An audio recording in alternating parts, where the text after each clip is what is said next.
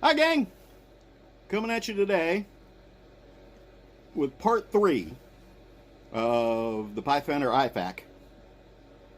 I'm going to add some things to it, and I'm going to talk about some things that I'm going to add that haven't come in yet. And hopefully, with any luck, this will be the last for the Pathfinder IFAK. Maybe not. I don't know. We may go over some things about how to use some of the stuff that's in there, but it would be better if you came to a wilderness first aid course for that. One thing I want to say about tourniquets. We've had some discussion about tourniquets, about where the ones are manufactured. The one that comes with the kit, I'm sure, is manufactured in China, like a bunch of you have suspicions. It doesn't actually say, and I can't go back and look at the packaging because I threw it away. But I'm sure it probably is. Here's the deal. In my experience, I have never seen a tourniquet fail when used properly based on where it's manufactured. I think if you're putting enough pressure on there to break the windlass, which I had a couple people message me about, I think you're putting way too much pressure on. The one that I'm putting in to add today, I'm sure is definitely from China. It was like $6. But if you care enough about where anything is manufactured that's going on you in a what could be a bleeding out scenario, if you're worried that much about it, I don't think anybody who's bleeding out is going to say, stop, don't put that Chinese tourniquet on me. I'm pretty sure they're not going to do that. Anyway, I just want to show you what I'm adding, what I'm going to add when it comes in. I was hoping it would be here for this video, but I wanted to get this video out of the way before I head over to the school this weekend. So that's what we got going. Stand by.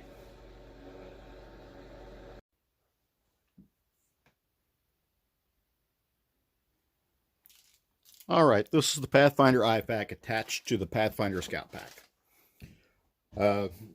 Today I kind of want to talk about some things that I'm going to add to this IFAK to make it better for me. First of all, let's get this off of here.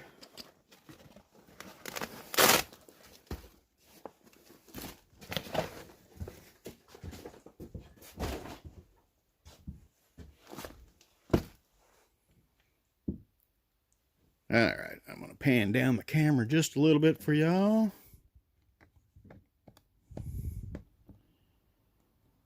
Since I'm not a high-dollar YouTuber, I'm not going to get into cutting and editing here. You're going to have to bear with me.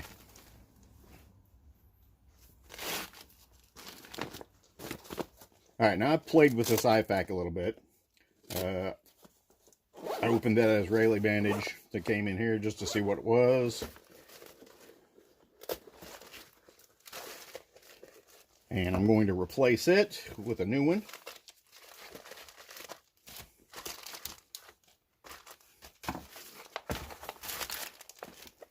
All right. First of all, I'm going to add a second TQ. These dressings are all nice. I will keep those.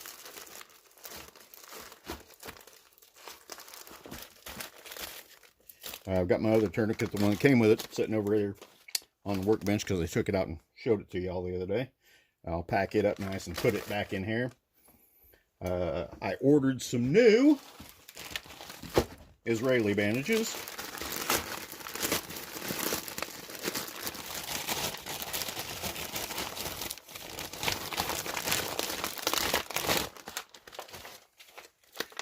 These are a little bit larger than the one that came out of here.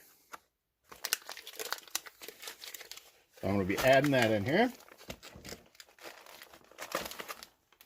Put my shooters back where I want them. And then I also have on order some single-use medications to go in here. And let me pause a little bit. All right, back. I had to walk back in the house to grab something that I did not carry out with me. I like this transport tape, and I'm going to replace the tape that came in the kit with this 1-inch transport tape. This is not my idea. Patriot Nurse actually turned this on to me when I turned me on to this when I took a course from her. So I am going to add some of that to this kit.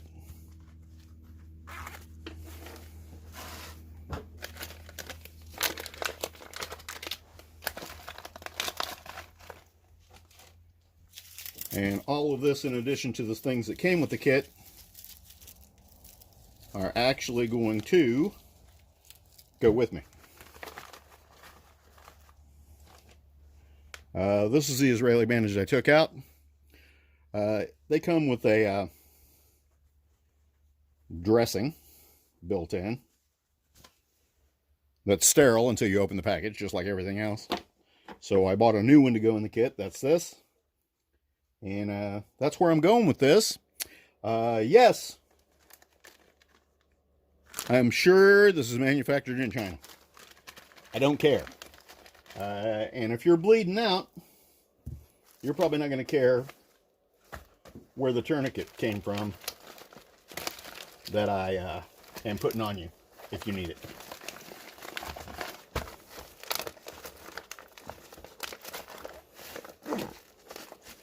Now, like I said, I ordered some single dosage meds to go in here and some single application antiseptic pads and things like that.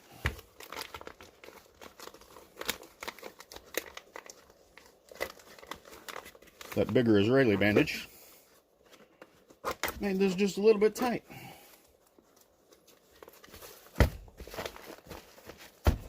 But that's what I've got, and that's where I'm going with this. You saw that attached to the Pathfinder pack. Let me grab that real quick. We'll talk about that. This pad comes with MOLLE attachments for the back. And then it's Velcroed on there. But also, this actually goes around the IFAK. So it holds it secure. As an alternative to using those MOLLE tapes, you could get MOLLE attachments like this and attach those directly to the MOLLE loops, and then use these D-rings to attach your kit. I kind of like the MOLLE attachment, or the straps, but we'll see. Those snaps that came with this are very, very tight. It was actually hard to close them, and that's what you actually want. This just Velcros on. This strap comes through. And since I added some stuff, my kit's a little fatter now.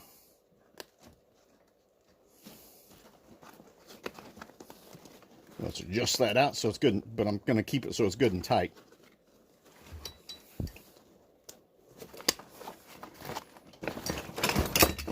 And that's where we're going. IFAK part 3. Hopefully the last part. Unless someone wants to make silly comments about this. We'll probably revisit this in the future if I add other things to it other than the things I talked about in this video. So, thanks for your views. Thanks for your support. Stick with us for more. Let me know if y'all want any videos on how to use this gear, or come to a wilderness first aid course. Talk to y'all later. Bye.